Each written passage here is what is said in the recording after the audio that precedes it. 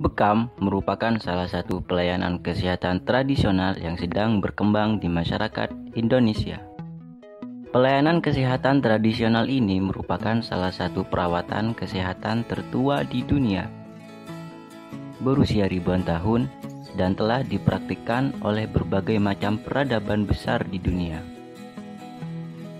termasuk Mesir, Persia, Babilonia, Cina, India, Yunani, dan Romawi. Oleh karena itu, tidak mengherankan jika bekam diminati oleh semua kalangan. Bekam sudah dikenal sejak zaman dulu. Pada zaman Nabi Muhammad, beliau menggunakan tanduk kerbau atau sapi, tulang unta, dan gading gajah. Adapun masyarakat pada zaman Cina kuno menyebut hijama sebagai perawatan tanduk karena tanduk menggantikan kaca. Sementara itu, orang-orang di Eropa menggunakan lintah sebagai alat untuk hijama.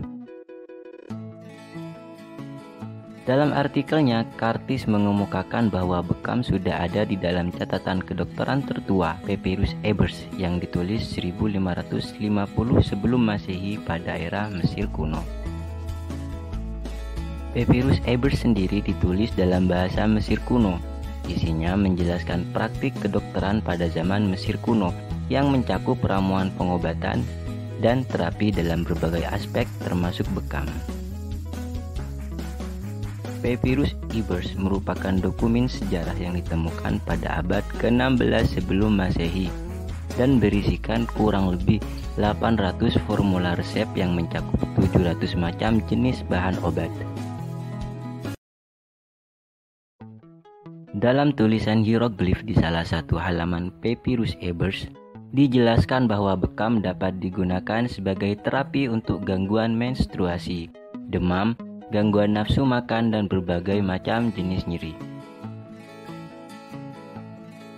Selain itu, bekam juga merupakan terapi suportif untuk mempercepat proses penyembuhan penyakit. Salah satu bukti yang menyatakan bahwa praktik bekam sudah ada pada zaman Mesir kuno, yakni ukiran pada dinding kuil di Kom Ombo di daerah Aswan atau dikenal dengan Temple of Kom Ombo. Kuil ini dibangun pada dinasti Ptolemaic, yaitu sekitaran 180 sampai 47 sebelum Masehi. Bekam tidak hanya berkembang di Asia.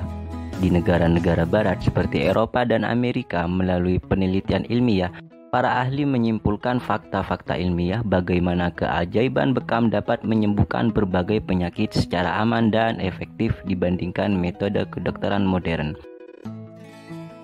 Sehingga saat ini banyak bermunculan ahli bekam di kota-kota besar Amerika dan Eropa. Beberapa ahli bekam di dunia barat yang melakukan penelitian adalah yang pertama Dr.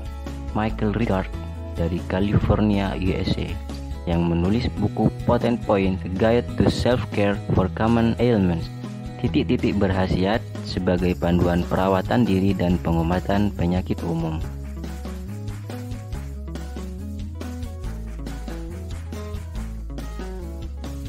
Kohler pada tahun 1990 melakukan penelitian tentang bekam dan menulis buku Jaringan Ikat sebagai media fisik untuk menghantarkan energi pengobatan dengan bekam.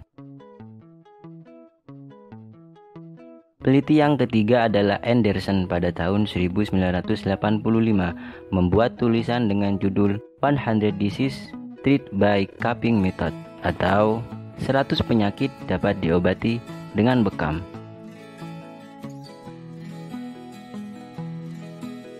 Bagaimana permulaan praktik bekam di Indonesia? Tidak ada catatan resmi mengenai kapan metode pengobatan ini masuk ke Indonesia. Kemungkinan praktik bekam dimulai semenjak masuknya agama Islam ke Nusantara pada abad ke-12.